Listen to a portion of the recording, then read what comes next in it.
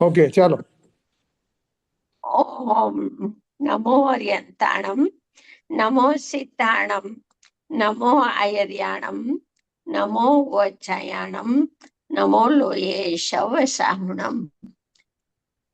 મંગલમ ભગવાન વીરો, મંગલમ ગૌતમો ગણી, મંગલમ કુંદ કુંદાર્યો, જૈન ધર્મોસ્તુ મંગલમ. સર્વમંગલ માંગલ્યમ, સર્વકલ્યાણકારકમ, પ્રધાનમ સર્વધર્માણમ, જૈનમ જયતુ શાસનમ. નમઃ સમય સારાય, સ્વાનુભૂત્યા ચકાસતે, ચિત સ્વભાવાય ભાવાય, સર્વભાવાંતર છિદે. ઓમ નમઃ સિદ્ધેભ્યઃ, ઓમ નમઃ સિદ્ધેભ્યઃ. ઓકે, તો જો આપણે છે ને 80મો બોલ આવવાનો છે, પણ એ પહેલા મારે બે જનરલ સવાલ પૂછવું છે. એક તો જાણે આપણે જ્યારે ધ્યાતા, ધ્યાન અને ધ્યેય એ ત્રણની આપણે એકતાની વાત કરીએ ત્યારે એમાં ધ્યાતા, ધ્યાન અને ધ્યેયમાં શું શું લેવાનું? હા, ધ્યાતા, ધ્યાન અને ધ્યેય એ ત્રણેયની એકતા, અભેદતા, એ ત્રણ છે ને જ્ઞેય થઈ ગયું, સ્વજ્ઞેયનું સ્વરૂપ, જે સ્વાનુભૂતિના કાળે ધ્યેયપૂર્વક જ્ઞેય થાય એ. બરાબર. હવે ધ્યેય, હવે એમાં તમે ત્રણ ભેદ કરો, જેમ કે ત્રણ લીધા ધર્મો, હું જ જ્ઞાન છું, હું જ જ્ઞેય સ્વરૂપ છું ને હું જ જ્ઞાતા છું. વસ્તુ એક છે, ધર્મ ભેદ કરો તો ત્રણ છે. એમ આખું જ્ઞેય પરિણામી દ્રવ્ય આખું અભેદ છે. હવે પરિણામી અભેદ દ્રવ્ય છે, એમાં તમે ત્રણ ભેદ કરો તો ત્રણ ધર્મો છે. ધ્યેય પણ હું, ધ્યાન પણ હું ને ધ્યાતા પણ હું. ત્રણેય પોતે જ છે, એક જ વસ્તુ છે ને, એક જ પદાર્થ, માટે હું. બરાબર. હવે એમાં ધ્યેય છે એ દ્રષ્ટિનો વિષય છે, અને જે દ્રષ્ટિના વિષયની સન્મુખ થઈને જે શ્રદ્ધા જ્ઞાનનું પરિણમન પ્રગટ થયું, પરિણમ્યું નિર્વિકલ્પપણે, એ ધ્યાન છે. હવે ધ્યાન અને ધ્યેયનું દ્વૈત નથી, વિકલ્પ નથી, વિકલ્પ તૂટી ગયો, નિર્વિકલ્પ પરિણમન છે, એનું નામ ધ્યાતા છે, પરિણામી દ્રવ્ય. ધ્યાતામાં પરિણામી દ્રવ્યની મુખ્યતા છે અને ધ્યેયમાં અપરિણામી દ્રવ્યની મુખ્યતા છે. અને ધ્યાન તો જ્ઞાનની પર્યાયનું નામ છે. ધ્યાન પોતે જ જ્ઞાનની પર્યાય છે, નિર્વિકલ્પપણે પરિણમી, અને શ્રદ્ધાન પણ નિર્વિકલ્પપણે પરિણમ્યું પ્રતીતિ. એ બેયને ધ્યાન કહેવામાં આવે છે. બોલો, હવે આમાં કઈ પૂછવું? આમાં જો આપણે ધ્યાતાને પરમાણુ દ્રવ્ય કહેવાનું, એટલે પરમાણુ દ્રવ્ય ધ્યાતા થયું. હા, ધ્યાતા એટલે જ્ઞેય થયું ને આખું, સ્વજ્ઞેય. અને સ્વજ્ઞેય આખું પ્રમાણનું દ્રવ્ય છે. હા, એમાં ધ્યાન પણ ગર્ભિત છે ને ધ્યેય પણ ગર્ભિત છે, બંને આવી ગયા. હા, કોઈ વિષયની બાદ બાકી નથી એમાં, આખું પ્રમાણનું અભેદ.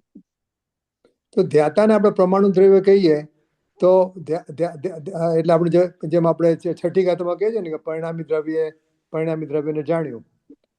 હા, તો એ તો પછી પરિણામી દ્રવ્યમાં અભેદથી થયું, જે ધ્યાનની પર્યાય હતી એ, એટલે ટૂંકમાં કહેવાનું એવું છે કે ધ્યાતા થયો, એમાં એક્શન આવ્યું એટલે એ પ્રવૃત્તિશીલ થયો, નિવૃત્ત શરીર નહીં. ધ્યાતા ધ્યાતા થયો એટલે અહીંયા ત્રણ વિકલ્પ નથી. બરાબર. ધ્યાન, ધ્યેય ને ધ્યાતા, એવા ત્રણ વસ્તુમાં ભેદ નથી દેખાતા. ત્રણેય વસ્તુના ભેદ દેખાતા નથી. અભેદ એકાકાર ચિન્હ માત્ર વસ્તુનો અનુભવ છે. ત્યાં માત્ર સુખાનુભૂતિ, માત્ર આનંદ અનુભૂતિ, માત્ર જ્ઞાનાનુભૂતિ, કોઈ વિકલ્પ નથી. વિકલ્પ નથી માટે ભેદ નથી. ભેદના લક્ષે જ વિકલ્પ ઉત્પન્ન થાય. એટલે અહીંયા અભેદ પરિણામી દ્રવ્ય. હવે તમે એમાં આ ધ્યેય છે ને આ ધ્યાન છે ને આ ધ્યાતા છે ને એ સમજાવવા માટે હતા ભાઈ. ત્રણ ભેદ કરીને અંદરનું સ્વજ્ઞેય સમજાવ્યું. પણ હવે તમે એ ત્રણ ભેદને જ પકડીને આપણે ગ્રહણ કરીને ઉભા રહી જઈએ તો વસ્તુના સ્વરૂપમાં ત્રણ ભેદ નથી. ધર્મો ભલે હો, ત્રણ ધર્મ ભલે રહ્યા, પણ ધર્મનો લક્ષ્ય, ધર્મના ભેદનું લક્ષ્ય છૂટી ગયું. ભેદ અભેદ એકાકાર ચિન્હ માત્ર નાયક જ્યોતિ. અપરિણામી પણ હું ને પરિણામી પણ હું. એમાં કોને કેવો અપરિણામી ને કોને કેવો પરિણામી, એ તો વિકલ્પમાં ભેદ ઉભા થતા હતા. અનુભૂતિમાં ભેદ નથી. અનુભૂતિમાં જ્ઞાન માત્ર, અનુભૂતિમાં ધ્યાતા માત્ર. તો આપણે ત્રણેયને પર્યાય લઈ શકીએ? ત્રણેય પર્યાય છે. એ તો તમે પ્રમાણની અપેક્ષા એ કયો તો ધ્યેયને એક અંશ કહેવાય. ભાવશ્રુત જ્ઞાન પર્યાય પોતે પ્રમાણ જ્ઞાન છે. તો પ્રમાણનો વિષય દ્રવ્ય પર્યાય સ્વરૂપ આખી વસ્તુ છે ને, પદાર્થ છે, જીવ દ્રવ્ય છે. તો એની અપેક્ષા એ તમે ધ્યેયને અંશ કહી શકો. બાકી દ્રષ્ટિના વિષયની અપેક્ષા એ, ઉપાદેયની અપેક્ષા એ, ભગવાન આત્મા પરિપૂર્ણ, શાશ્વત, પરિપૂર્ણ, અનાદિ, અનંત, ઈ ધ્યાતામાં બધું આવી ગયું. પૂર્ણતા એમાં ઈ ત્યાં અંશ નથી, અંશી છે ભગવાન આત્મા. શ્રદ્ધામાં અંશી છે અને શ્રુત જ્ઞાન, ભાવશ્રુત જ્ઞાનમાં અંશ છે. કેમ કે ભાવશ્રુત જ્ઞાનનો વિષય માત્ર અપરિણામી છે એમ નથી. ભાવશ્રુત જ્ઞાનનો વિષય પ્લસ પરિણામી પણ છે. ત્યારે ભાવશ્રુત જ્ઞાનનો વિષય પૂર્ણ થાય અનુભૂતિના કાળે. એટલે કીધું ને કે ધ્યેયપૂર્વક જ્ઞેય થાય ત્યાં અનુભૂતિ છે. એટલે બે પડખા આવીને મૈત્રી થાય બંને પડખાની, ત્યારે પદાર્થ પૂર્ણ થાય. રહિત પૂર્વક સહિત, રહિત તો દ્રષ્ટિમાં લીધો પરિણામ માત્રથી, પછી નિર્મળ પરિણામથી સહિત થયો, જ્ઞેય સંધાયું, જભ્ભો સીવાણો તો પહેરવાનો આનંદ થયો. એટલે જ્ઞેય છે એ સંધાયેલું હોય અને જ્ઞેય છે એ પરિણામી હોય અને જ્ઞેયને પણ અભેદ કહેવાય અને ધ્યેયને શ્રદ્ધાની અપેક્ષા એ અભેદને અખંડ કહેવાય. બાકી ભાવશ્રુત જ્ઞાનથી તો ધ્યેય પણ એક અંશ છે. કેમ કે એક અંશ જ વિષય થયો. અંશી ભાવશ્રુત જ્ઞાનનો અંશી શું? તો કે દ્રવ્ય ગુણ પર્યાય આખો પરિણામી, નિર્મળ પર્યાય પરિણત આત્મા હો, રાગ નહીં લેવાનો. તો આગમનું આગમ પ્રમાણ થઈ ગયો વિષય. અધ્યાત્મ પ્રમાણમાં તો નિર્મળ પર્યાય રૂપે પરિણમ્યો એ પરિણામી દ્રવ્ય આખું એ ભાવશ્રુત જ્ઞાનનો વિષય છે અને એ અભેદ છે. એને એક કહેવાય, એને અખંડ કહેવાય, એને અભેદ કહેવાય. અને દ્રષ્ટિના વિષય માટે એક શબ્દ આવે, અખંડ શબ્દ આવે, અભેદ શબ્દ આવે. તો ભાવ સમજવો પડે. આપણે દ્રષ્ટિના વિષયને ધ્યેય કહીએ ને આપણે જો આપણે યુગલ કિશોરજીના ઘણા પ્રવચન એવું આવે છે કે ધ્યેય એટલે હંમેશા જેની આપણે કલ્પના કરેલી કે આ જાતનો દ્રષ્ટિનો વિષય છે એને ધ્યેય કહે છે. એટલે એમાં અને અલિંગ્રહણનો 20મો બોલ છે એમાં કહે છે કે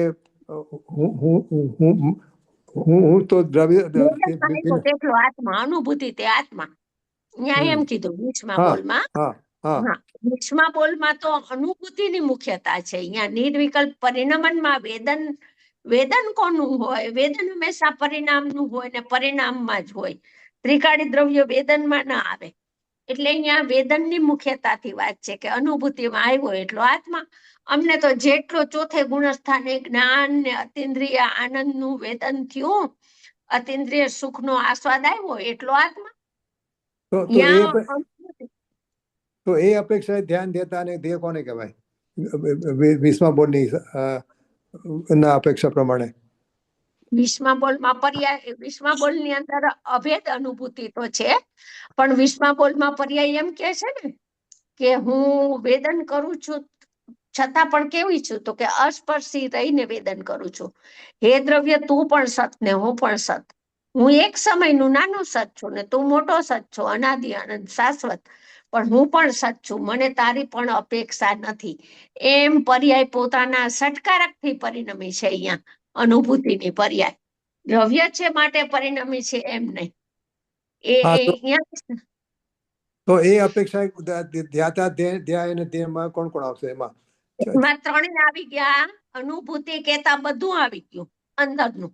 અનુભૂતિ શબ્દમાં ધ્યેય પૂર્વક, જ્ઞેય રહિત પૂર્વક, સહિત, સમ્યક, એકાંત પૂર્વક, અનેકાંત બધું આખે આખું દ્રવ્ય પર્યાય સ્વરૂપનું યુગલ જોડકું આવી ગયું. અહીંયા કોઈ બાદબાકી નથી.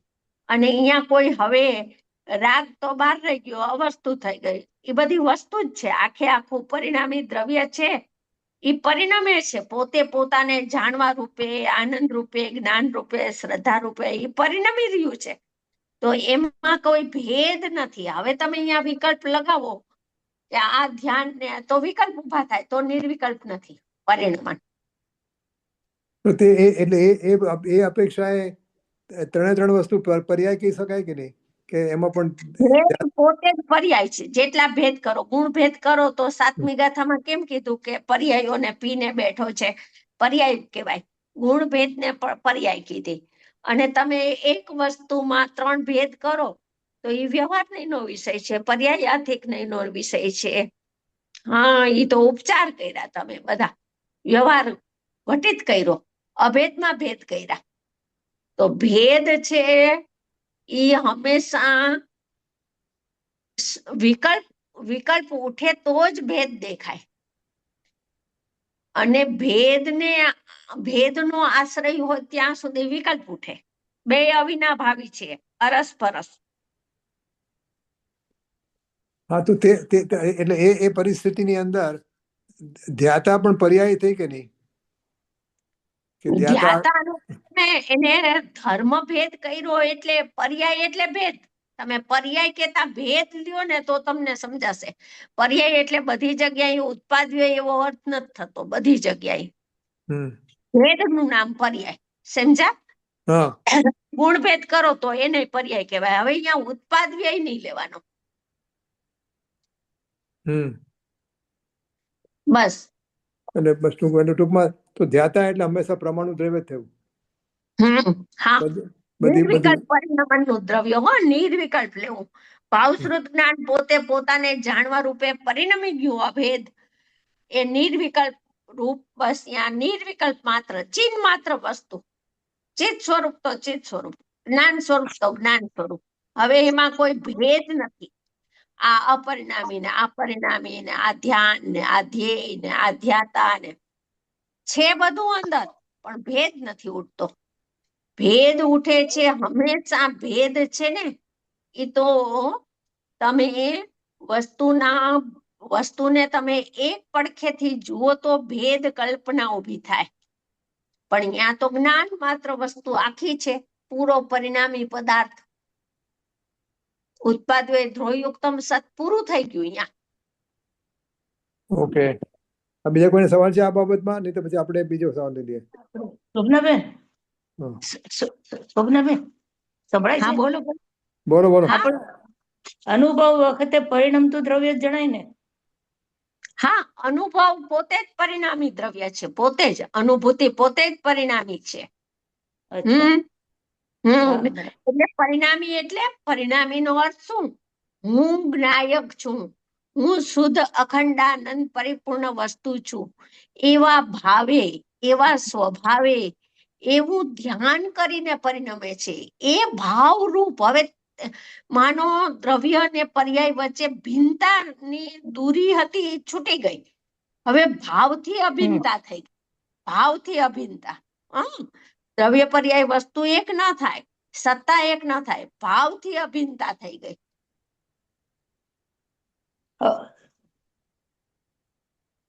ઓકે, જવું છે આગળ. તો બીજો સવાલ મેં તમને ના. પૂછી લીધેલો, પણ આ બધા માટે કહું છું કે લાલચંદભાઈએ એટલે ગુરુદેવ પછીના બધા તેમ કીધું, ગુરુદેવ પછીના બધા લાલચંદભાઈ, સોગાનીજી, યુગલજી બધાએ કારણ શુદ્ધ પર્યાયની વાત નથી કરી. તમારે કારણ હા. શુદ્ધ પર્યાયમાં જવું, આગળ વાંચવું કે કઈ જરૂર નથી? નહીં, તમે સમજવું હોય તો એ ગુરુદેવના પૂજ્યભાઈ શ્રી ના કહેતા હતા કે તમે આત્મધર્મમાં જે લેખ છપાણા હતા હરિભાઈના લખેલા, બિલકુલ એને તમે ટચ નહીં કરતા, નહીતર તમે દ્વિધામાં પડી જશો અને તમને દ્રષ્ટિનો વિષય હાથમાં નહીં આવે. એમાં એનો અભિપ્રાય આવેલો છે. તમારે કારણ શુદ્ધ પર્યાય સમજવી હોય તો પૂજ્ય ગુરુદેવ શ્રીના નિયમ સારના લાસ્ટ પ્રવચનોમાં ગુરુદેવે બધું આપી દીધું છે. 5 વખત નિયમ સાર ઉપર કે મારા ખ્યાલથી થયા છે પ્રવચનો. હા હા એમાં કારણ શુદ્ધ પર્યાયના અક્ષરે અક્ષર પ્રવચન પણ છપાણા છે અને ગુરુદેવની સામે રેકોર્ડ પણ છે, ટેપ પણ છે, અને ઈ તમે ટેપ સાંભળો. ઈ બધું પ્રતિપાદન ગુરુદેવે કર્યું છે ઈ બરાબર છે. અને એમાંથી તમને કારણ શુદ્ધ પર્યાયની સ્પષ્ટતા ખૂબ છણાવટ કરી છે, મળી જશે. અને પછી એમ કહેતા હતા કે ટીકામાં 4 ગુણ લીધા છે. જો 4 ગુણ લીધા ટીકામાં: જ્ઞાન, દર્શન, સુખ ને વીર્ય. 4 ગુણ લીધા છે ટીકામાં. તો કે કેમ એમ કહી રહું?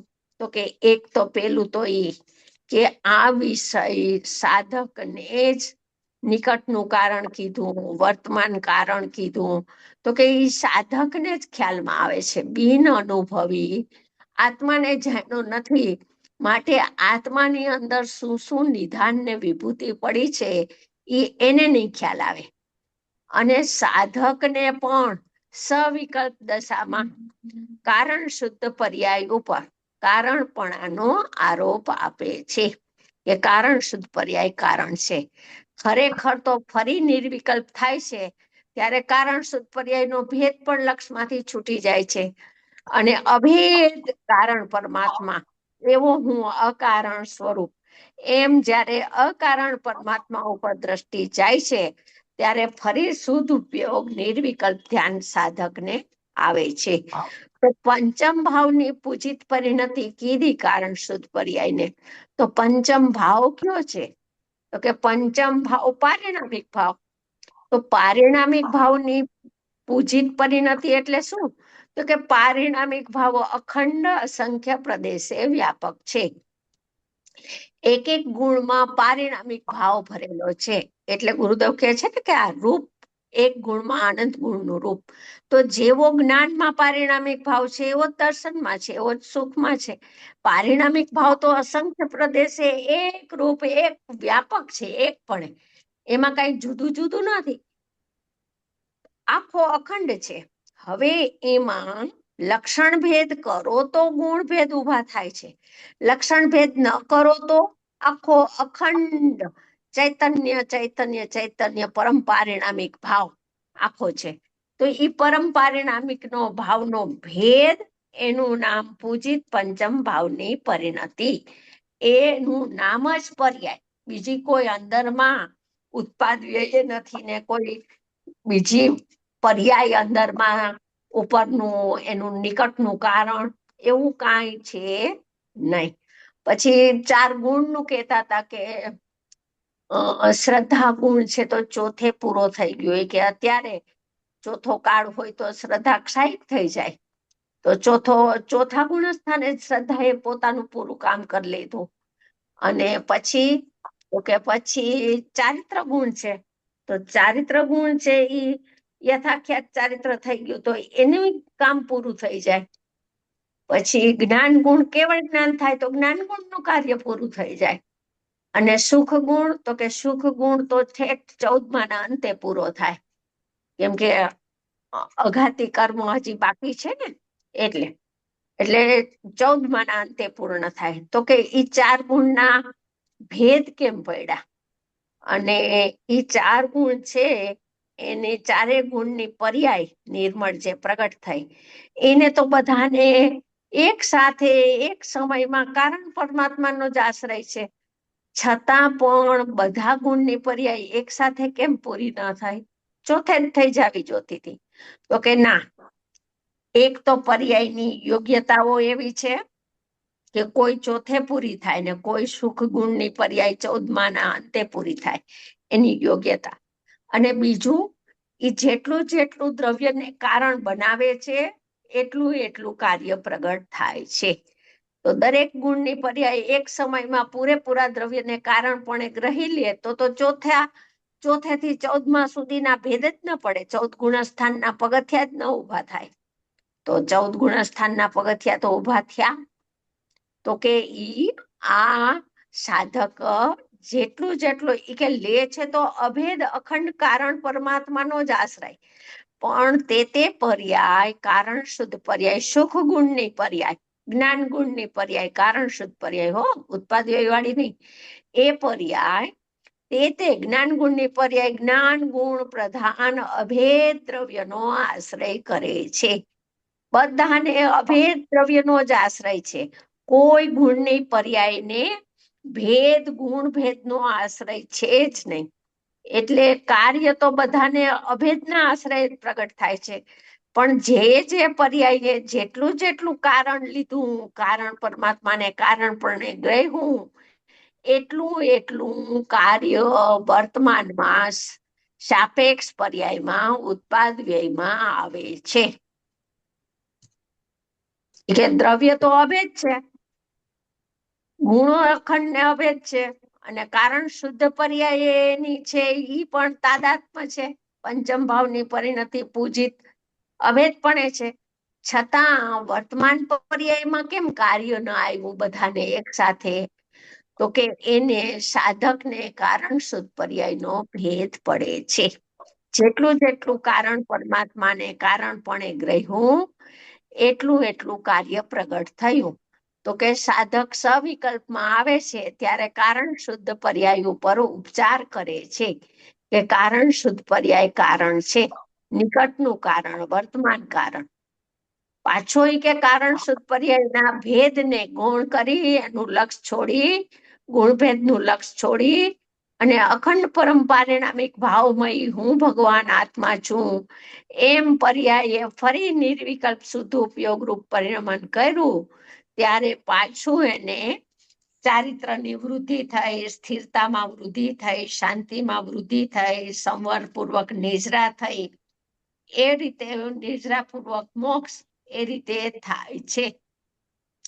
એટલે બહુ સરસ રીતે અને બહુ ન્યાય ને પોઈન્ટ ટુ પોઈન્ટ પૂજ્ય ભાઈશ્રીએ સમજાયું છે. જ્યારે સંધ્યાબેન ને ભાઈ જુદા પડ્યા કારણ શુદ્ધ પર્યાયથી, પછી ભાઈ પાસે પ્રશ્ન બહુ આવતા હતા, પણ ભાઈ એને ટૂંકથી જવાબ આપતા હતા બહુ સરસ રીતે, આપણને સમાધાન થાય એવું પૂજ્ય ભાઈશ્રીએ. અને બેનશ્રી બેને તો કઈ કીધું નથી, અને સોગાનીજીએ જો બહુ બધાએ ભગવાન આત્મા કીધો, અપરિણામી અખંડ ત્રિકાળી દ્રવ્ય હું છું એની ઉપર જોર આપ્યું, પણ કોઈ એ કારણ શુદ્ધ પર્યાય ખોલી નહીં. કેમ કે ખોલીને ભેદમાં ઉભા રાખવા છે, અભેદનો આશ્રય કરાવવો છે. ભેદવાસિત તો બુદ્ધિ અનાદિથી છે, ભેદવાસિત બુદ્ધિ તો છોડાવી છે. એટલે જ્ઞાનીઓ છે એની લાઈન આપણે ગ્રહણ કરવાની. બસ આપણે એક વખત સમજી લેવાનું, ગુરુદેવના પ્રવચન વાંચી લેવાના, સમજી અને પછી એને ભેદોને અભેદમાં ગર્ભિત કરી દેવાના. બસ આ એક જ ઉપાય ને એક જ લાઈન છે ને એક જ માર્ગ છે. જ્યાં સુધી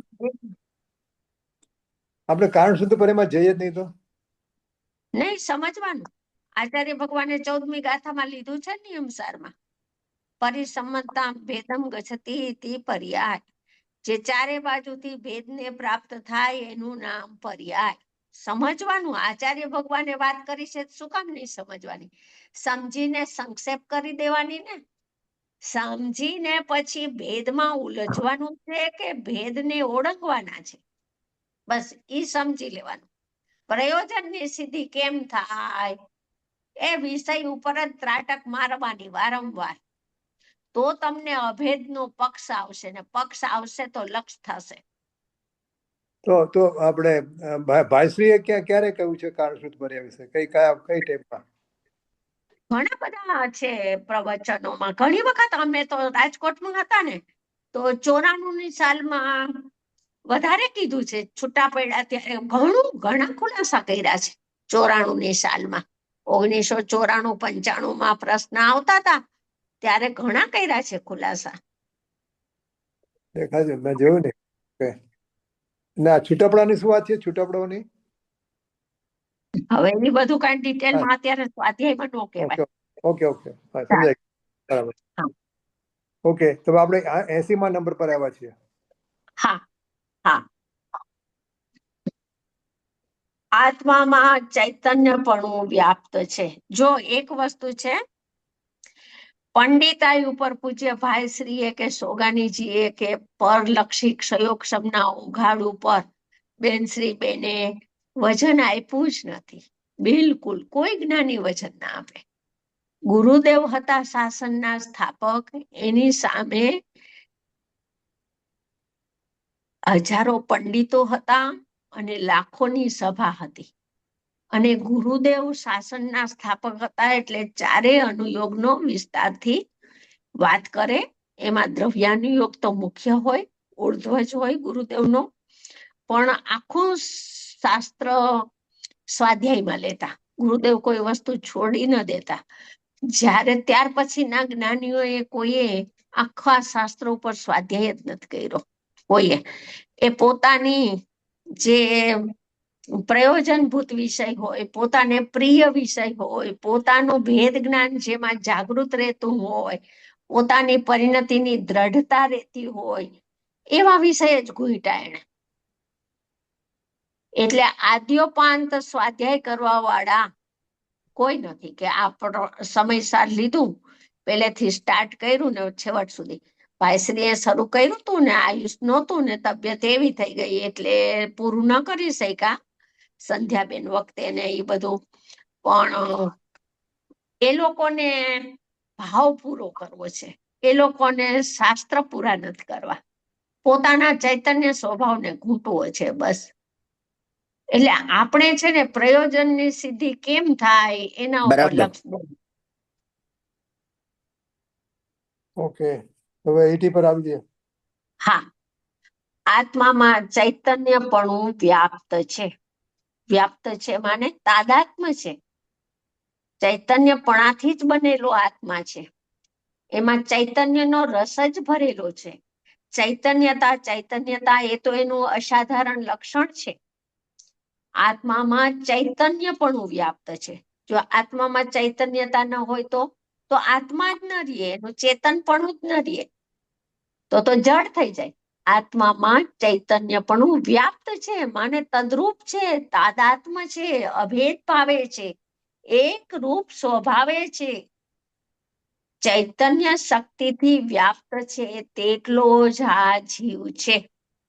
ચૈતન્ય શક્તિ, આત્મામાં અનંત શક્તિ છે, એમ આ ચૈતન્ય શક્તિ એટલે જ્ઞાન દર્શનમય.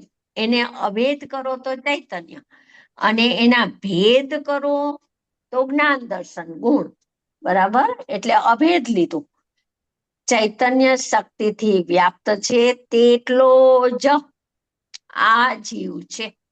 આને તો જીવનો પ્રસારો ને પથારો ને ફેલાવો બહુ મોટો માયનો છે અજ્ઞાનીએ તો. અહીંયા તો સંક્ષેપ કરી દીધું. રજનીભાઈ, બુંદ હાઇલાઇટ નથી કરતા શાસ્ત્ર? છે ને મારી પાસે અત્યારે આઈ ઓન માય આઈફોન, મારી પીસી હોય તો કરી શકું. ઓકે, ના તો અમે અમારા મોબાઈલમાં ખોલી છે. ઓકે, કઈ વાંધો નહીં. આપણે મોકલાયેલું છે મોબાઈલમાં બે વીક પહેલા. ચાલો, ચૈતન્ય શક્તિથી વ્યાપ્ત છે તેટલો જ. તો આ બધા ભાવો સ્વભાવથી વિમુખ અને પરથી સન્મુખ, પૂતગલથી સન્મુખ, કર્મથી સન્મુખ, શરીરથી સન્મુખ, આ બધા પરાશ્રિત ભાવો ઉત્પન્ન થાય છે. એ બધા ભાવો શું છે? તો કે એનાથી જીવ વ્યાપ્ત નથી. એ જીવ નથી, પણ જીવના પરિણામ પણ નથી. ચૈતન્ય શક્તિથી વ્યાપ્ત છે તેટલો જ. કેટલું સીમિત કરી દીધું, કેટલું અજ્ઞાનીએ વિસ્તાર માન્યો છે, અને જ્ઞાની એના સ્વભાવમાં કેટલું વૈભવ ભર્યો છે એ બતાવી અને એની સીમામાં એના સ્વચતુષ્ટયમાં જ લાવી મૂકે છે. તેટલો જ આ જીવ છે. તો આ બધા વિશેષો પ્રગટ થાય છે ને, તો કે ભગવાન આત્મા વિશેષોથી શૂન્ય છે એમ સ્વીકાર કર. એ વિશેષો સામાન્યમાં નથી. વિશેષમાં હો તો ભલે હો, મારામાં કોઈ વિશેષોનું સર્જન થતું નથી. ચિત્ત શક્તિથી શૂન્ય જે આ ભાવો છે તે પૌદ્ગલિક છે. આ બધા ભાવો ચિત્ત શક્તિથી એટલે જાણવા દેખવાનો વ્યાપાર, ઉપયોગ, પ્રગટ ઉપયોગ, અથવા તો પ્રગટ ઉપયોગ ન લ્યો તો એક બાજુ ભગવાન આત્મા જાણનાર દેખનાર તત્વ, જ્ઞાન દર્શનમય, ચૈતન્ય શક્તિમય, એવો ત્રિકાળી અખંડ શુદ્ધ વિજ્ઞાન ઘન સ્વભાવ, અને એનાથી ભિન્ન આજે વિશેષો બધા, એ બધા પૌદ્ગલિક છે. આંચકો જ આવે ને, હમણાં કહેશે આંચકા આવશે. પૌદ્ગલિક છે. તે જીવતો નથી, પણ જીવના પરિણામ પણ નથી. આ જીવ નથી તો બધા સ્વીકારે હો, ગુરુદેવને સાંભળનારા મોસ્ટલી કે એ જીવ નથી. પણ અહીંયા તો એનાથી આગળ કે છે જીવના પરિણામ પણ નથી. હવે પરિણામમાંથી સ્વામિત્વ બુદ્ધિ નથી છૂટતી, અને પરિણામને એટલે કે અજીવને જીવ પણ માને છે. જીવને અજીવની એકત્વ બુદ્ધિ વર્તે છે. એને તો આ બધા પરિણામો જીવના ભાષે, એને થોડા પૌદ્ગલિક ભાષે. એટલે કે છે આ જીવ તો નથી, પૌદ્ગલિક પરિણામ છે. ક્ષણિક વિનાશિક બધા ભાવો છે એ જીવતો નથી, પણ જીવના પરિણામ પણ નથી. આજે 50 થી 55 ગાથામાં ગુરુદેવ કે છે ને, 56 બોલનો ઉકરડો, એ બધા ભાવો એમાં નાખી દીધા. માર્ગણાના અને ગુણસ્થાનના જેટલા ભેદરૂપ ભાવો છે એ બધા, એ બધા 29 બોલ 29. હા, 29 ઉકરડો. એ બધા બોલો છે, એ ભાવો છે, એ જીવના પરિણામ નથી. સામાન્ય ચૈતન્ય શક્તિ એમાં વ્યાપ્તિ નથી. જો સામાન્ય વિશેષ ચૈતન્ય શક્તિ એના લીધી, જો ઉપયોગ લક્ષણ એના લીધું, ઉત્પાદીય રૂપ સામાન્ય ચૈતન્ય શક્તિ, આ શક્તિવાન ભગવાન આત્મા અને એનું ત્રિકાળી શક્તિ, એનો ત્રૈકાલિક ભાવ, એનો ત્રૈકાલિક સ્વભાવ, એ આ બધા પૌદ્ગલિક ભાવોમાં વ્યાપતો નથી, જતો નથી. માટે તેઓ પૌદ્ગલિક છે. પૌદ્ગલિક, પૂતગલના પરિણામ છે એ ભેદ નથી કહેતા. પૌદ્ગલિક છે, પૂતગલ છે.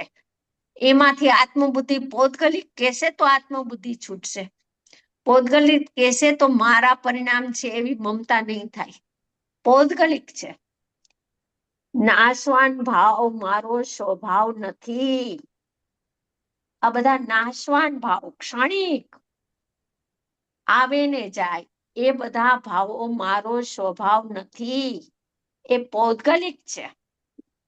આંચકા આવે એવી વાત છે. અંદરમાંથી એને આંચકો આવે કે ઓહો, હું જેને અનંતકાળથી મારા માની અને દુખી થઈ રહ્યો છું, એ બધા પૌદ્ગલિક ભાવો છે. એમાંનો કોઈ ભાવ જીવનો નથી, અને જીવના પરિણામ રૂપ પણ નથી. તો કે જીવ તો નથી, ભૂત પદાર્થ તો નથી, પણ લક્ષણ પણ નથી જીવનું. દ્રવ્ય તો નથી, પણ દ્રવ્યના પરિણામ પણ નથી. તો જો આ પરિણામ કોના છે, તો કે જેના લક્ષે બરોબર, તમે એમ કહો છો કે જીવ નથી અને જીવના પરિણામ પણ નથી, તો હવે હા. એ તો બરાબર, એ તો એમાં કહેવાની શું જરૂર છે? જીવ નથી તો જીવના પરિણામ પણ નથી.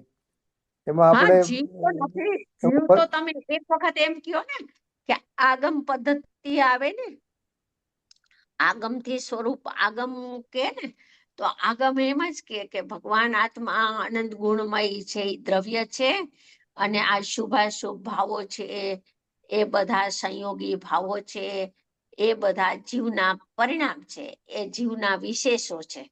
બરાબર? એટલે પુણ્ય પાપ ભાવ છે, સંયોગી ભાવ છે, સ્થૂલ ભાવો છે, એ બધા ભાવો જીવના નવ તત્વ છે. નવ તત્વ લઈ એ બધા ભાવો છે, એ જીવના પરિણામ છે. અને ભગવાન આત્મા છે, એ નવ તત્વની મધ્યમાં અપરિણામી એક રૂપ અન્વય રૂપ અભેદ છે. બરાબર? તો પરિણામ અને દ્રવ્યની વચ્ચે સંબંધ રાખ્યો. બરાબર? તો અહીંયા તો કે છે કે ઈ એના પરિણામે નથી. ઈ ઘણી ઊંચી વાત છે. ઓમાં આગમ પદ્ધતિ તો પરિણામ તરીકે જાહેર કરે, પરથી જુદું પડાવવાનો હેતુ છે. હા, અને આ ઓકે, પ્યોર અધ્યાત્મ પદ્ધતિ હોય એ તો પરિણામમાંથી એ કાઢી નાખાય એને. બરાબર, સામાન્ય વિશે કાંઈ નથી, જીવનું કાંઈ નથી એમાં. તો કે શું છે? તો કે એ અવસ્તુ છે, ભૂલી જતું એનું વિસ્મરણ કરતે કે આ ભાવો સારા છે ને આ ભાવો ખરાબ છે ને આ મારા છે ને આ હિતકારક છે ને અહિતકારી છે ને, એ બધા ભાવો પૌદ્ગલિક છે ને પૌદ્ગલજન્ય છે, પરાશ્રિત ભાવો છે, સંયોગાશ્રિત ભાવો છે. આંચકા આવે એવી વાત છે. આંચકો આવે ત્યારે જાગૃત થવાશે. એને અંદરમાં જુદાઈ તો પડવી જોઈએ ને. આંચકો આવે એટલે આમ ઉભો થઈ જવો જોઈએ કે અરે આ શું કે છે આચાર્ય ભગવાન, કે જીવ તો નથી પણ એના પરિણામે નથી. અનંતકાળથી તો હું પરિણામ માનીને તો એક તો બુદ્ધિ કરતો હતો કે આ પરિણામ મારા ને અવા પરિણામ મારા ને, હવે અવા થયા. પેલા મંદતા કશાયની મંદતા નહોતી, તીવ્ર ક્રોધ હતો. હવે તો પરિણામ બહુ શાંત થઈ ગયા. હવે તો મને બહુ ભગવાનની ભક્તિ ને પૂજામાં રસ લાગે છે. પ્રવચન 4 કલાક સાંભળવું ગમે છે. તો કે છે કે એ બધા પૌદ્ગલિક ભાવો છે. આંચકા આવે એવી વાત છે. શોભનાબેન, આંચકો આવે તો હા બોલો. આ ભાવોને એમ જ કહેવાય ને કે ઈ પ્રતિભાસે છે, ખાલી પ્રતિભાસ થાય છે, એટલે નહીં, ક્યાંથી નહીં, જો અહીંયા ઉપયોગને નથી લેતા. અહીંયા ત્રિકાળી દ્રવ્ય ને ત્રિકાળી દ્રવ્યમાં ચૈતન્ય શક્તિ લીધી ને, અહીંયા વ્યક્તિ નથી લેતા. એટલે ત્રિકાળી દ્રવ્યનું જે દળ છે એમાં તો પ્રતિભાસ નથી. પ્રતિભાસ તો તલમાં છે, ઉપર છે. પ્રતિભાસ તો ઉપયોગ લક્ષણ રૂપ પર્યાયમાં છે. એટલે અહીંયા હા, બરાબર. પ્રતિભાસ નથી લેવો. આપણે એકલું જીવ તત્વ દ્રષ્ટિનો વિષય બતાવે છે. વર્તમાન વિશેષ જે ભાવો ઉત્પાદ રૂપ પ્રગટ થાય છે એ બધા અજીવ છે, એ બધા જળ ને અચેતન છે, બરાબર. એ બધા પૂતગલ છે. એમાં તારું કાંઈ વ્યાપ્યાપણું નથી, એ તારું કર્તાનું કર્મ નથી કોઈ. કારણ કે દ્રવ્ય સ્વભાવમાં નથી, હા એટલે એવો કોઈ ગુણ જ નથી, એટલે બસ એની બાદબાકી કરી નાખી, રાઈટ? એવી રીતે હા ને હા હા, કેમ સ્વભાવમાં કે છે જ નહીં આ કોઈ ગુણ તરીકે. હા, ચૈતન્યમાં તો આત્મામાં તો અનંત ગુણ છે, ચૈતન્ય શક્તિ તો વ્યાપે છે. પણ આ રાગ દ્વેષ કામ ક્રોધ કરુણા રાઈટ. કોમળતાના ભાવો છે, એ બધા ભાવો પૌદ્ગલિક છે, કર્મકૃત છે, પૂદગલજન્ય છે. એ પણ બરાબર. પૂદગલજન્ય. તો ગુણસ્થાનના ભેદો છે, ઈ 14 ગુણસ્થાનના ભેદ પડે 4 થી 14 સુધીના, ઈ બધા તો કે ઈ બધા પૌદ્ગલજન્ય. તો પછી માર્ગના સ્થાન જીવને શોધવો, કઈ ગતિમાં છે ને કયા કસાઈમાં છે ને કઈ લેશિયામાં છે ને, તો કે ઈ બધા ભાવો તો કે પૂદગલજન્ય છે. જા એક આત્મ તત્વ ચૈતન્યતા એ મારું સ્વરૂપ, એ મારું લક્ષણ, એમાં હું રહેલો છું, એટલો જ હું છું. અને ચૈતન્યતાથી અતિરિક્ત જે ભિન્ન જુદા ભાવો છે એ બધા પૌદ્ગલિક છે. બહુ એ સરસ. કોઈ ભાવ મારો સ્વભાવ નથી. બરાબર. સર્વજ્ઞ ભગવાને તેને કર્મકૃત પૂદગલજન્ય કહ્યા છે. તું સર્વજ્ઞ ભગવાનની હાએ હા કે બસ. એની શ્રદ્ધાએ તું આગળ વધ, એના વિશ્વાસે, એના સર્વજ્ઞ જ્ઞાનમાં, સર્વજ્ઞતામાં, કેવળ જ્ઞાનમાં એને જોયું છે કે આ બધા ભાવો પૌદ્ગલિક છે, પૂદગલજન્ય છે. પૂદગલના પરિણામ છે એવો ભેદ નથી કરતા જ્ઞાનીઓ. કોઈ ભેદ નથી પોસાતો દ્રષ્ટિમાં. એ પૂદગલ ને એ પૂદગલના પરિણામ નહીં, પૂદગલજન્ય, પૌદ્ગલિક બધા ભાવો. પૂદગલ એમાં પૂદગલ જ આપે છે. તો બધા ટૂંકમાં જેને આપણે ચિદાભાસ કહેતા હતા, એ ચિદાભાસ અહીંયા પૂદગલજન્ય કહેતા છે. હા હા, બરાબર. ચાલો હવે આ આપણો 80 નંબરનો બોલ પૂરો થયો છે. હા બોલો. શોભનાબેન, અહીંયા જે આ ત્રિકાળ જ્ઞાનની વાત છે ને, આ ચિત્ત શક્તિ લેવાથી, હા, ત્રિકાળ જ્ઞાન એટલે સામાન્ય ઉપયોગની વાત નથી, પણ ત્રિકાળ જ્ઞાનની વાત છે ને, એમ કહો ને તમે? હા, જ્ઞાન દર્શનમય ઉપયોગ લક્ષણ ત્રિકાળ એને લક્ષણ કહેવાય. હા, તો મારો પ્રશ્ન એમ છે કે જે સ્વપર પ્રકાશક આપણે પર્યાયની વાત કરીએ, તો આ ત્રિકાળ જ્ઞાનમાં સ્વપર પ્રકાશક ખરું? નહીં, બિલકુલ નહીં. એમાં જ્ઞપ્તિ અરે શોગાનીજી એક વખત બોલ્યા હતા, લાલચંદભાઈ એ આત્મા અંધા હે, અને પછી બે ખડખડાટ હસી પડ્યા. બે જણા અનુભવી જ સમજી શકે, હતું ટોળું અહીંયા બાજુમાં, હું સમજી શકે. એટલે પછી ભાઈશ્રી ખુલાસો કરતા એના કે આત્મા અંધા હે, સ્વપર પ્રતિભાસમય જ્ઞપ્તિ ક્રિયા વિનાનો છે. આત્મા નિષ્ક્રિય છે, ક્રિયાથી રહિત છે, સર્વથા ક્રિયા ભિન્ન છે અને આત્મા ભિન્ન છે. એના દળમાં પ્રતિભાસ નથી, એ તો પર્યાય પૂરતો પ્રતિભાસ છે. પ્રતિભાસ છે સ્વપરનો, એ તો ઉપયોગ લક્ષણ પૂરતો છે, એ તો સ્વચ્છતા ને એનું. પણ સ્વચ્છત્વ શક્તિ તો ત્રિકાળ, એકરૂપ, અખંડ, અપરિણામી છે, નિષ્ક્રિય છે. એમાં કોઈ પર્યાયનો ઉપચાર દ્રવ્ય ઉપર આપી અને દ્રવ્ય સ્વપર પ્રકાશકમય છે એમ કહી શકાય. પણ હર વખતે જ્યારે નિતાંત શુદ્ધ પરિશુદ્ધ એકલો દ્રષ્ટિનો વિષય જ જ્યારે બતાવવો હોય, ત્યારે ઉપયોગ લક્ષણ પણ એમાં નથી. અંધા હે આત્મા. હવે આ કોઈ સાંભળી શકે અને આ કેનારને કોઈ જ્ઞાની માની શકે? આ તો ગુરુદેવની દેન છે કે સોગાનીજી માટે આટલું બોલી ગયા થી આપણે એને જ્ઞાની માનીએ, એના વચનનો વિશ્વાસ કરીએ, એની વાતને આપણે પ્રેમથી સત્કારીએ ને સ્વીકારીએ કે નહીં, આ વાત તો આમ છે. બાકી આત્મા અંધા હે એમ કહે અને ઈ જ્ઞાનીઓ ખડખડાટ હસી પડે. કેટલા ઊંડાણમાં લઈ ગયા, તમને દળમાં લઈ ગયા, ઠેઠ દળ સુધી લઈ ગયા. એટલે સ્વપર પ્રકાશક ને સ્વપર પ્રતિભાસ એ પર્યાય પૂરતું છે, પર્યાયમાં છે, એનો નિષેધ નથી. પણ ઈ પર્યાયનો જ્ઞાયકમાં સર્વથા ત્રિકાળ ભાવ છે. દ્રષ્ટિના વિષયમાં તો સર્વથાથી જ શરૂઆત થશે. તો 320 ગાથામાં પ્રત્યક્ષ પ્રતિભાસમય કયો ને? જ્ઞાન દર્શન ત્રિકાળ ગુણમય. એ આખું 320 ગાથા ધ્યેયની ગાથા છે. એ સકલ પ્રતિભાસમાં જ્ઞાન દર્શનમય લેવું. હા, ત્રિકાળ ગુણ લેવો. હા, ગુરુદેવ કે છે ત્રિકાળ ગુણ. એ 320 ગાથા લે ને ત્યારે કે છે અહીંયા ત્રિકાળ ગુણ લેવા. જે આ ધ્યેય બતાવવું હોય, અહીંયા પર્યાયનો સ્પર્શ નથી, અસ્પર્શી છે ભગવાન આત્મા.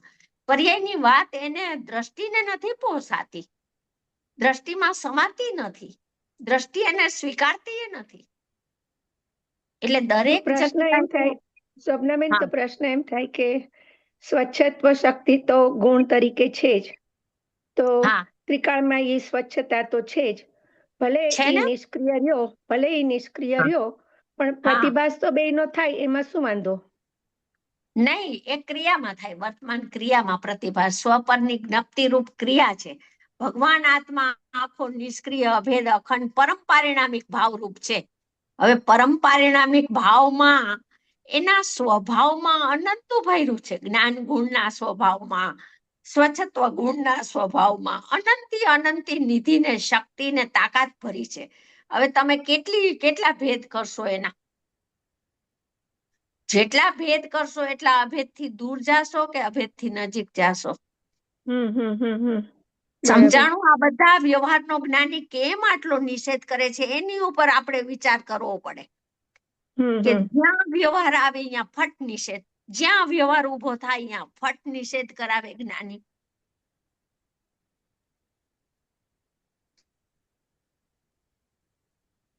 હા, બરાબર. ચાલો, તો 81 માં જવું છે. 81. હા, 81. નય પક્ષ છે ત્યાં સુધી રાગ છે. જો પક્ષ નય પોતે રાગ નથી હો. નય તો ઇન્દ્રિયજન્ય પણ હોય ને અતિન્દ્રિયજન્ય પણ નય હોય. સાધકને બંને નય હોય. કેવડી પરમાત્માને અતિન્દ્રિય નય હોય અને અજ્ઞાની પાસે તો એકેય નય ન હોય. એટલે નય પક્ષ હોય એટલે હું એક છું, શુદ્ધ છું, પરિપૂર્ણ છું એવા વિકલ્પ કરતો હોય એ વિકલ્પને નય પક્ષ કહેવાય. હું દ્રવ્ય પર્યાય સ્વરૂપ છું અને હું સ્વપર જ્ઞપ્તિ સ્વરૂપ છું અને સ્વપર પ્રતિભા સ્વરૂપ મારામાં ક્રિયા થાય છે, સ્વપરનું માને જાણવું થાય છે, એ વ્યવહારનો પક્ષ કહેવાય. અને ત્રિકાળી સ્વભાવનો વિચાર આવતો હોય એને નિશ્ચયનો પક્ષ કહેવાય. બરાબર? એટલે નય પક્ષ છે ત્યાં સુધી રાગ છે. પક્ષ છે ને, પક્ષ જ ખરાબ વસ્તુ છે, બહુ જ. પક્ષ એટલે કોઈ એક વિષયના લક્ષ્ય વિકલ્પ કરીને ઉભો રહી જાય છે. વિકલ્પ નિર્વિકલ્પ સ્વભાવ સુધી પહોંચતો નથી. શુદ્ધ નયનો પક્ષ આવ્યો તેથી શું? 11મી ગાથામાં કીધું ને, શુદ્ધ નય તો કદી પ્રગટ થઈ નથી અજ્ઞાનીને, પણ શુદ્ધ નયના પક્ષમાં આવ્યો નથી. ઈ પક્ષ કયો? 11મી ગાથામાં કીધો ઈ સમયસાર. તો કે ઈ અપૂર્વ પક્ષ કે જેની સાથે અનુભૂતિ બંધાયેલી છે, જેની સાથે હમણાં થોડા કાળમાં ચિરમ અચિરમ 15 દિવસ, મહિના દિવસમાં એને અનુભવ થશે ને થશે એવો અપૂર્વ, ખાલી પક્ષ નહીં, અપૂર્વ અનંતકાળમાં નહીં આવેલો એવો પક્ષ એને કદી આવ્યો નથી. એટલે અનુભૂતિને પણ શુદ્ધ નહીં કીધી ને, અનુભૂતિનો વિષય જેને લક્ષમાં લીધો એને શુદ્ધ નહીંનો પક્ષ કીધો. એટલે અનંતકાળથી સંસારી જીવ શુદ્ધ નહીંના પક્ષમાં નથી આવ્યો ને શુદ્ધ નહીં પ્રગટ પણ થઈ નથી. અહીંયા કહે છે કે નય પક્ષ છે ત્યાં સુધી રાગ છે. તું માળા જયપા કરને, 24 કલાક હું જાણનાર છું ને જ્ઞાયક છું ને પરિપૂર્ણ છું ને એકરૂપ છું ને, તો એ બધા વિકલ્પ ઉત્પન્ન થાય છે, એ બધા રાગ છે. નિશ્ચયના પક્ષમાં આવ્યો તો પણ તે રાગ છે. પક્ષ પોતે જ વિકલ્પ છે, ખંડ જ્ઞાન છે, રાગ છે. તેમાં શાંતિ નથી. વિકલ્પમાં ક્યાંથી શાંતિ હોય? વિકલ્પ પોતે જ દુઃખરૂપ ને આકુળતા રૂપ છે, તો એમાં શાંતિ નથી. એમાં તો દાજે છે આકુળતાથી જીવ. દ્રષ્ટિના વિષયની દ્રઢતા આવ્યા પછી,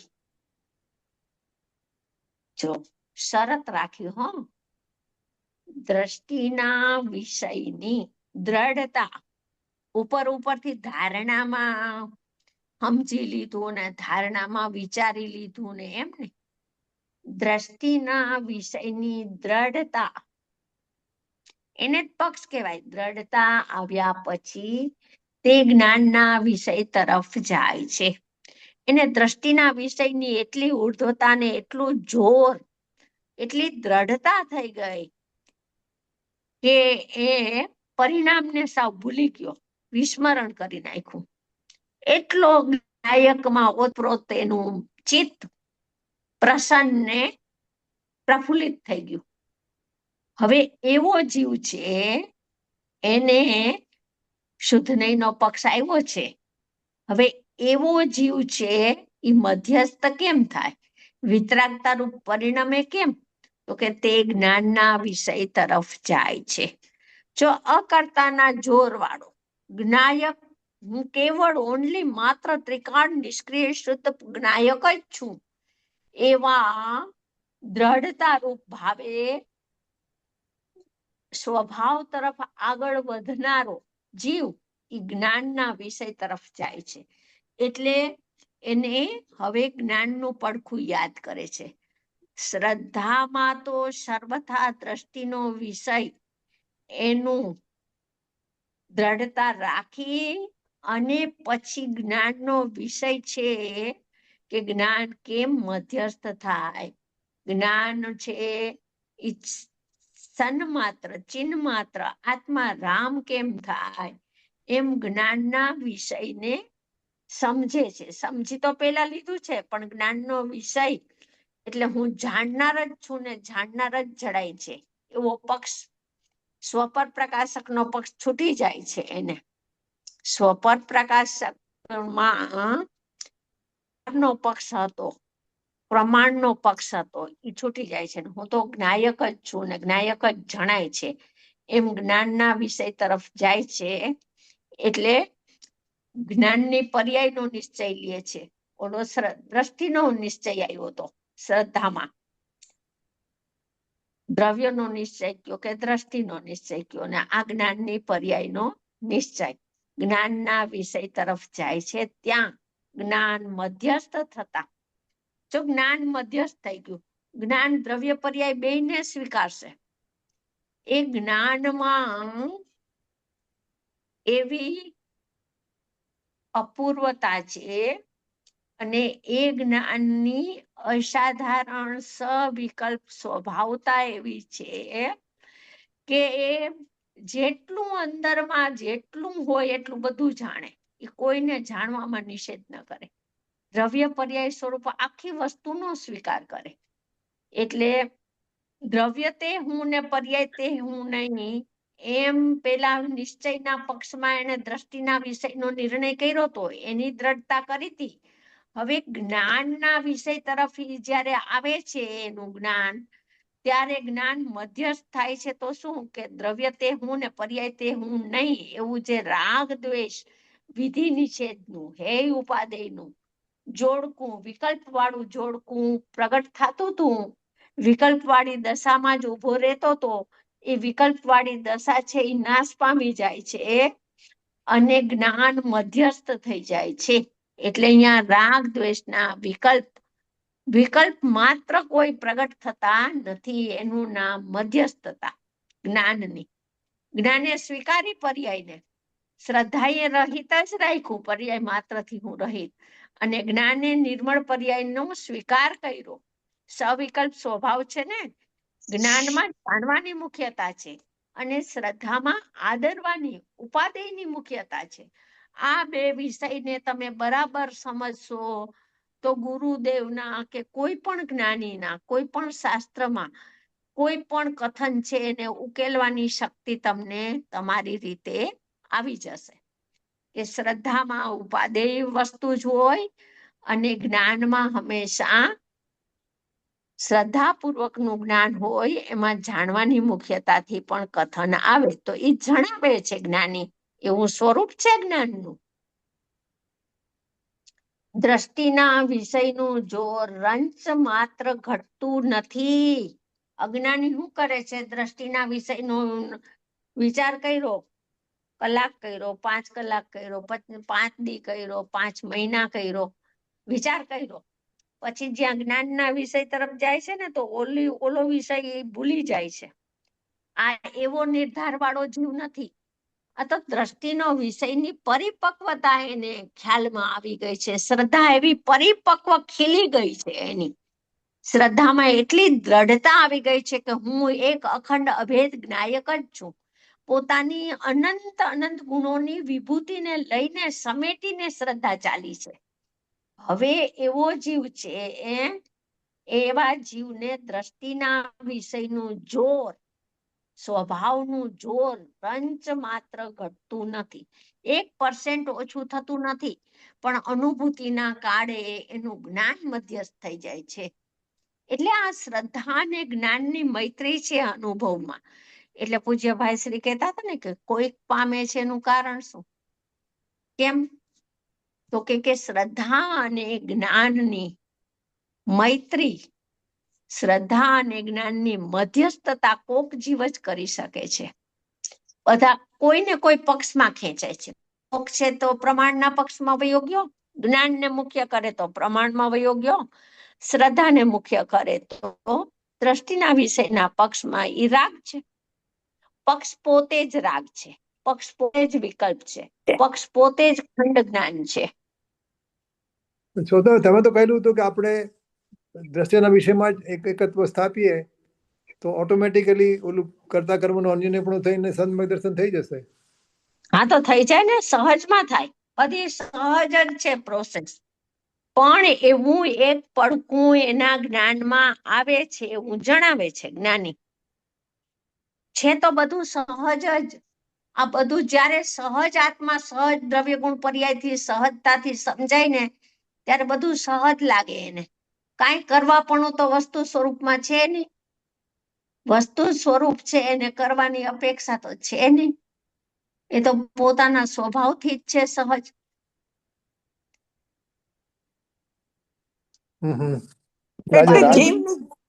જીવની યોગ્યતા એવી થઈ જાય. યોગ્યતા તો એવી થાય, પણ યોગ્યતા પેલા એનો પુરુષાર્થ કેવા પ્રકારે ઉપડે? યોગ્યતા તો એવી હોય જ, બરાબર છે, પણ યોગ્યતાની સાથે પુરુષાર્થ છે ને. યોગ્યતાની સાથે પુરુષાર્થ કામ કરશે, સ્વભાવની મુખ્યતા હશે. સ્વભાવ, પુરુષાર્થ પાંચે સમવાય આવે ને તો યોગ્યતા આવે, બરાબર. ભાવ આવે એનો. તમે સહજતા કીધી ને એટલે મેં કીધું. હા બરાબર છે. પણ એ સહજતાનો સ્વીકાર એ જ પુરુષાર્થ. એ બધું એટલું બધું એકબીજા સાથે મિલિત છે. એક યોગ્યતા આવે ત્યાં સ્વભાવની મુખ્યતા હોય, પુરુષાર્થ પણ એવો જ વર્તતો હોય, સ્વભાવની સન્મુખતા વાળો. બધું સાથે છે ને, મિલન છે એનું બધાનું એક સાથે પાંચે સમવાયનું. બરાબર. પહેલા પર્યાયને ભિન્ન કરી હતી. શોભનાબેન, હા બોલો. આપણે દ્રષ્ટિ અને જ્ઞાનની મૈત્રી હોય છે એટલે બંને સાથે પેરેલલ ચાલે, સાથે સાથે ચાલે એમ કેવું છે? હા, દ્રષ્ટિ અને જ્ઞાન છે ને એની મૈત્રી અનુભવના કાળે થાય છે. પેલા જયારે દ્રષ્ટિના વિષયનો નિર્ણય કરે છે ને ત્યારે જ્ઞાનનું પડખું ભૂલી જાય છે. ગુરુદેવ તો છે ને કે જ્ઞાનના પડખાને લક્ષમાં રાખવું. હવે આપણે ધારણામાં તો સમજી લીધું બધું કે અનુભૂતિ કરે છે એ પોતે પર્યાય છે, નિત્યનો નિર્ણય કરે છે એ અનિત પર્યાય છે, દ્રવ્યમાં તો કોઈ અનુભવ થતો નથી, દ્રવ્યને તો કોઈ આસ્વાદન કે વેદન છે નહીં. એ બધા પરિણમનના ધર્મો છે. જેવું વસ્તુ સ્વરૂપ છે એવું આપણે પેલા ધારણામાં સમજી લીધું, જ્ઞાન સાચું કરી લીધું. બરાબર. હવે જ્ઞાન સાચું કર્યું. જ્ઞાન સાચું કર્યું, બરાબર. હવે જ્ઞાન સાચું કર્યું ને એને એક ખૂણામાં ધરબી દ્યો. બધા જ્ઞાન 11 અંગનું હોય તો એને એક ખૂણામાં ધરબી દ્યો. હવે તમારો ઉપાડ એકલા દ્રષ્ટિના વિષયથી જ 24 ઘંટા નિરંતર ચાલુ તો પક્ષ બંધાય છે. તમે જ્ઞાનમાં રાખી લીધું, અનુભૂતિનું સ્વરૂપે સમજી લીધું. પછી હવે તમારું શ્રદ્ધા અને જ્ઞાનમાં એવો ભગવાન આત્મા નજરાઈ જાય ને એવો ઉર્ધ્વ થઈ જાય, એની દ્રઢતા ને એનો પક્ષ એવો બંધાઈ જાય કે તમે પર્યાયને ભૂલી ગયા. બરાબર. જાણે પર્યાય છે કે નથી. તમને તો પેલા ખબર છે સાચું જ્ઞાન કે આ બધું થાય છે પર્યાય, પ્રોસેસ બધી પર્યાયમાં જ ભજે છે એમ તો નક્કી કરી લીધું છે. બરાબર. હવે તમે વિસ્મરણ કરી નાખ્યું ઈ પડખાનું, આખા પડખાનું, તો તમારી શ્રદ્ધાનું ઘડતર કેવું પરિપક્વ થઈ ગયું. શ્રદ્ધા છે એમાં અનંત અનુભાગ રસ જે મિથ્યાત્વનો હતો એ કેવો ગળી ગયો. બરાબર. અને શ્રદ્ધા છે એ શ્રદ્ધે તત્વને હું પણ સ્વીકારતી આગળ જે વધે છે સ્વભાવના પક્ષ બાજુ, સ્વભાવ બાજુ, સ્વભાવનો પક્ષ લઈને, પણ એ શ્રદ્ધામાં મિથ્યાત્વ એટલું બધું ગળી ગયું છે ને સ્વભાવનું જોર એટલું બધું થઈ ગયું છે કે શ્રદ્ધા અનુભવ કર્યા વગર પાછી ફરવાની નથી. હવે નથી. બરાબર ભેટું કરીને જ ફરશે પાછી. બરાબર બરાબર. એટલે ત્યારે જ્ઞાન શ્રદ્ધાની મૈત્રી થઈ જાય છે થઈ જાય. અનુભવના કાળે. આપણે શ્રીમદમાં એમ આવે ને કે અનેકાંતનું જ્ઞાન એટલે એ જ્ઞાનનો વિષય થયો. એમાં એક એકાંત એવા નિજ આત્માની પ્રાપ્તિ એટલે એ દ્રષ્ટિનો વિષય થયો. એમ? હા હા હા હા બરાબર. હા બરાબર. ઠીક ઠીક સમજાઈ ગયું. હવે મને થોડો ખ્યાલ આવ્યો. બરોબર. હા એટલે ટૂંકમાં દ્રષ્ટિના વિષયનો નિર્ણય પણ યથાર્થ જ્ઞાનમાં જ થાય. પેલા યથાર્થ જ્ઞાન કરે. જો ગુરુદેવ ને બેનશ્રી બે કે છે પેલા જ્ઞાન સાચું થાય. જેમ જેમ વસ્તુ સ્વરૂપ માનસિક જ્ઞાનમાં એને નિર્ધાર થાય છે કે જ્ઞાનમાં સવિકલ્પતા આવી છે. જ્ઞાન દ્રવ્ય પર્યાય બેને જાણે છે. જ્ઞાનમાં જાણવાનો સ્વભાવ છે. જ્ઞાનમાં કોઈ બાદબાકી ન હોય. જ્ઞાનમાં કઈ ન જણાય અંદરનું એવું ન હોય. જ્ઞાનમાં અંદરનું જ સ્વફળ પ્રકાશક અનુભૂતિના કાળે અંદરનું જ બધું જણાય. એવું જ્ઞાનનું સ્વરૂપ સમજો. અને શ્રદ્ધાનું સ્વરૂપ તો કે એકાકાર એક રૂપ નિર્વિકલ્પ વિજ્ઞાન ઘન સ્વભાવ જ હું છું. મારામાં બીજું કઈ છે જ નહીં. હું કદી પરિણમો જ નથી. પરિણમનને હું સ્પર્શતો નથી. પરિણમન મારામાં થતું નથી. ઉત્પાદનો ભાવ મારામાંથી ઉઠતો જ નથી ને. વ્યય મારામાં જતું જ નથી ને. એવો દ્રષ્ટિના વિષયમાં જાણે કોક નિશ્ચયાભાસી સોગાનીજીએ કીધું ને એને કોઈ નિશ્ચયાભાસી કહી દે તો ભલે કહી દે. એવો નિશ્ચયનો સ્વભાવનો જોરદાર પક્ષ આવે છે. બરાબર. ખ્યાલ આવ્યો. Okay thank you.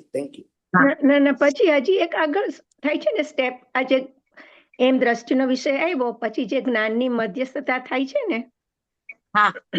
એની જે અહીંયા આગળ વાત આવી ને તો એ ગાથા 14 ને 15 માં ગાથા 14 માં દ્રષ્ટિનો વિષય બતાવ્યો. સમ્યક દર્શન થયું પછી સમ્યક જ્ઞાન થાય છે. એમાં જે ઈકે છે એ જૈન શાસનની અનુભૂતિ ત્યાં જ્ઞાનની મધ્યસ્થતાની વાત છે. હા અનુભૂતિ તે આત્મા. હવે દ્રષ્ટિનો વિષય 14 ગાથામાં 5 ભાવોથી રહિત સામાન્ય એક રૂપ અવિવિશેષ બતાવ્યો. ગુણ ભેદ થી રહિત અને પર્યાય રાગ થી રહિત અસંયુક્ત બતાવ્યો. હવે એવા દ્રષ્ટિના વિષયનો નિર્ણય થયો તો પછી અનુભૂતિ તો થાય ને.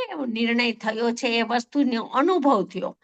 તો અનુભવ થયો ત્યાં શું થયું તો કે અનુભૂતિ તે જૈન શાસન. બરાબર. 15 ગાથામાં એટલે 14 અને 15 ગાથાનું જોડકું સંધિ છે દ્રષ્ટિ અને જ્ઞાનની. હા પણ ત્યાં આગળ જરાક આ મધ્યસ્થતા કેમ થાય છે ને 15મી ગાથામાં ઈ જરાક મારે સમજવું છે કે આખો જ્ઞેય લુપ્ત છે. મીઠું નિરપેક્ષ મીઠું નથી ખાતો.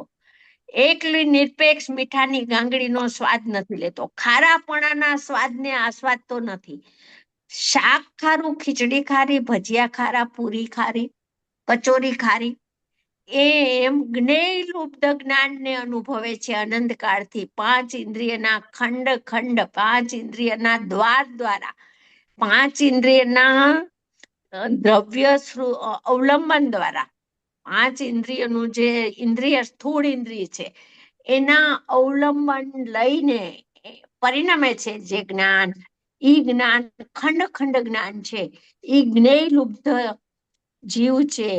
ઈ ખંડ ખંડ જ્ઞાનને આસ્વાદે છે. વિશેષ જ્ઞેયાકાર જ્ઞાનને આસ્વાદે છે અને સામાન્ય જ્ઞાનને તિરોભાવ કરે છે, તિરોભૂત કરે છે. જ્ઞાન સામાન્યનો તિરોભાવ કરે છે, વિશેષ જ્ઞેયાકાર જ્ઞાનનો આવિર્ભાવ કરે છે. એટલે એને સામાન્ય જ્ઞાન અજ્ઞાનીને અનુભવમાં આવતું નથી. ઈ વિશેષ 15મી ગાથામાં ઈ રીતે ભાવ રહેલો છે. અહીંયા આખો જ્ઞાન સ્વભાવ ઉઠાવ્યો. જો દ્રષ્ટિનો વિષય 14માં આપી અને જ્ઞાનની સંધિ કરાવી કે પરને જાણવા જે જ્ઞાન જાય છે એ જ્ઞેય લુપ્ત જ્ઞાન છે.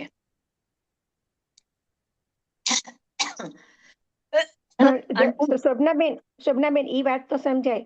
અહીંયા આગળ હું એમ સમજવા માંગુ છું કે જ્યારે આ સમ્યક સન્મુખ જીવ જેને ખોટાથી જ્ઞાનથી સાચું જ્ઞાન કર્યું પછી દ્રષ્ટિના વિષયની દ્રઢતા કરી અને પછી ઈ જે જ્ઞાન જે સાચું જ્ઞાન થયું એ ક્યારે સમ્યક થાય કે જ્યારે આ જ્ઞાન મધ્યસ્થ થાય, ઇન ધ સેન્સ કે એ જ્ઞાન જે સવિકલ્પ છે તો એમાં દ્રવ્યનું તો હતું જ્ઞાન, પણ સાથે સાથે પર્યાય જે નિર્મળ થઈ છે એ પર્યાયમાં સામાન્યનો જે આવિર્ભાવ થયો, દેટ ઇઝ મધ્યસ્થતા, એમ હું પૂછું છું.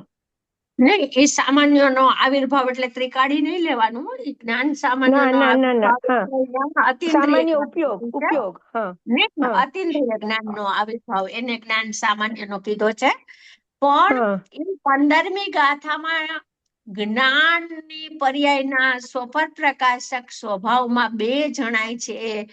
એમાંથી પાછું જો પ્રમાણમાંથી નહીંમાં લાવ્યા, એ જ્ઞાનની પર્યાયનો નિશ્ચય જ કાઢ્યો 15મી ગાથામાંથી, અને 14મી ગાથામાં દ્રષ્ટિનો વિષય મળ્યો, 15મી ગાથામાં જ્ઞાનનો નિશ્ચય મળ્યો, ત્યારે અનુભવ થયો.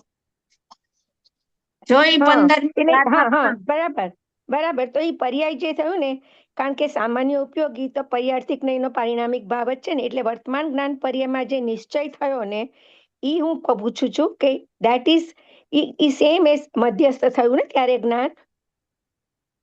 જ્ઞાન અનુભૂતિ થાય ત્યારે મધ્યસ્થ થાય. વિકલ્પ છૂટે ને ત્યારે જ્ઞાનને મધ્યસ્થ્યું કહેવાય. ત્યારે હજી જ્ઞાન પર્યાય જ્યાં સુધી નિર્ણય કરે છે ત્યાં સુધી સ્વભાવનો પક્ષ છે, પણ જ્ઞાન મધ્યસ્થ્યું ના કહેવાય. શોભનાબેન, આ બધું સહજ છે કે આપણે બધું એને ગોતવું પડે ને એને બધું જોવું પડે? પહેલા તો બુદ્ધિપૂર્વક નિર્ણય કરવો પડે. જ્યાં હોય ત્યાંથી સામાન્ય સ્વભાવ ત્રિકાળી જ્ઞાયક ઉપાદેય કરવો પડે, અને જ્ઞાનમાં જ્ઞાનની પર્યાયનો નિશ્ચય કાઢવો પડે. ગુરુદેવના સ્વપર પ્રકાશકના પ્રવચનોમાં ગમે એટલો ઉલ્લેખ આવતો હોય, એમાં હું પરને નથી જાણતો, હું જાણનાર જ છું ને મને જાણનાર જણાય છે, એમ જ્ઞાનની પર્યાયના નિશ્ચયમાં સ્વપ્રકાશકમાં આવવું પડે. બુદ્ધિપૂર્વક તો એને પેલા નિર્ણય કરો, પછી બુદ્ધિપૂર્વક વાળો નિર્ણય સહજ થઈ જાય છે. પછી એની એક સ્વભાવ સન્મુખની ધારા અવ્યક્તપણે પ્રગટ થઈ જાય છે, અને ઈ રાત દિવસ ઊંઘમાં ચાલે. પણ પેલા બુદ્ધિપૂર્વક નિર્ણય થાય, પેલા સહજ નહીં આવે. સ્વભાવ સહજ છે પણ નિર્ણય બુદ્ધિપૂર્વક થાય છે. વારંવાર વિચાર કરે છે, વારંવાર એને આગળ કરે છે સ્વભાવને, વારંવાર વિસ્મરણ થયું છે સ્વભાવનું, એને લક્ષમાં લે છે. એ જ કરવાનું છે. હા, આપણો ટાઈમ મારા ખ્યાલથી થઈ ગયો છે, અને આ બોલ પણ લગભગ પૂરો જ થવા આવ્યો આપણો. ઓકે, 80. ઓકે, હા, 81. જરાક વધારે લેજો થોડુંક આવતા વખતે. આ છેલ્લું વાક્ય છે ને, હા, કરશું આપણે. હા, ચાલ. ચાવાણી કે જ્ઞાન સે સુજે લોકાલોક, શોવાણી મસ્તક નમો સદા દેત હું ઢોંક. પરમ પરમ મંગલકારી કલ્યાણકારી વિતરાગી જીનવાણી માતનો જય હો. અનંત અનંત ઉપકારી અધ્યાત્મ મૂર્તિ કૃપાળુ કહાન ગુરુદેવનો જય હો. મહાન ગુરુના અનન્ય શિષ્ય ભક્ત રત્નોનો સર્વનો જય હો. જય હો. પતી ગયું. રેકોર્ડિંગ બંધ કરું છું. બધાને સાદર જય જિનેન્દ્ર. શોભનાબેન જય જિનેન્દ્ર. જય જિનેન્દ્ર.